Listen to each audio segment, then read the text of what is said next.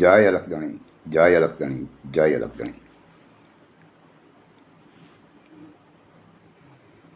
ये भारत देश में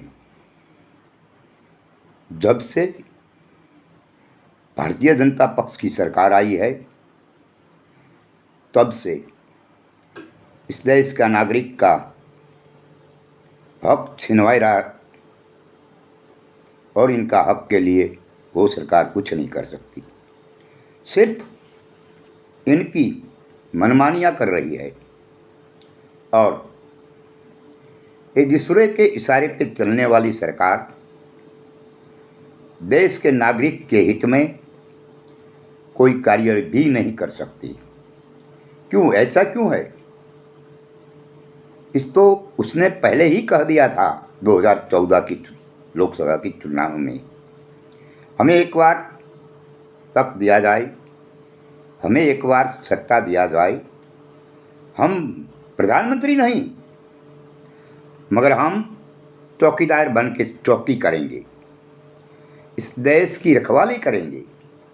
उन्हें बात तो सही की थी, लेकिन मुझे और तुम्हें समझने में कुछ उल्टा है, क्योंकि उन्होंने जो किया था चौकी करने का, जो वादा किया था देश की जनता के सामने, यही वादा था कि देश की जहां बैंकों है, सरकारी बैंकों है, इस बैंकों में से नाणा उठाकर भाग जाने वाले की चौकी करेंगे,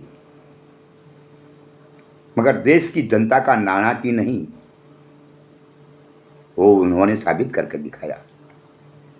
और जिस सरकार इस देश का किसानों आत्महत्या कर रहा है, इनके लिए क्या किया? करोड़ों अब्जों की लोन कर्जा ये उद्योगपति का माफ किया गया, फिर ये किसानों की लोन, इनके कर्ज क्यों नहीं माफ किया गया? क्योंकि वो सरकार उद्योगपति की है, किसानों के लिए नहीं है, ओबीसी समाज के लिए नहीं है, एससी समाज के लिए नहीं है, एससी समाज के लिए भी नहीं है। तो फिर इस सरकार ने हमें दिल्ली की गादी पर क्यों बैठाया?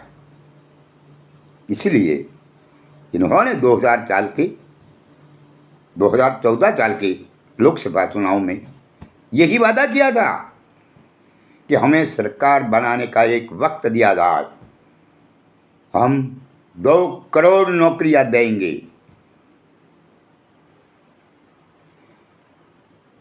15 लाख हर एक नागरिक के खाते में जमा होगा, स्विट्जरलैंड बैंक से पैसा वापस लाएगा काला नाना का।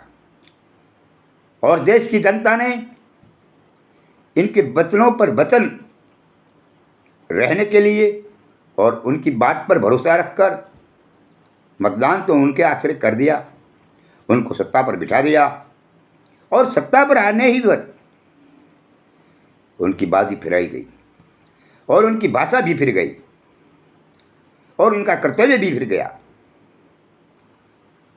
जो सरकार हाल जो है वही सरकार आरएसएस के इशारे पे चलने वाली सरकार है। हमारे बंधारण में लिखा गया है आरएसएस के सभ्य देश राष्ट्रभक्त नहीं हो सकते, फिर भी उन्होंने इस देश का बड़ा प्रधान बना दिया और आज ये बड़ा प्रधान और इनकी सरकार देश के नागरिक के हित में नहीं है। इसीलिए आप विचारो, दिल्ली पे दृष्टि किया जाए आप सभी नागरिकों की, दिल्ली में जो सरकार चला रही है केजरीवाल साहब, इनकी नीतियाँ जो इनकी काम करने की रीति रिवाज देखो, उन्होंने दिल्ली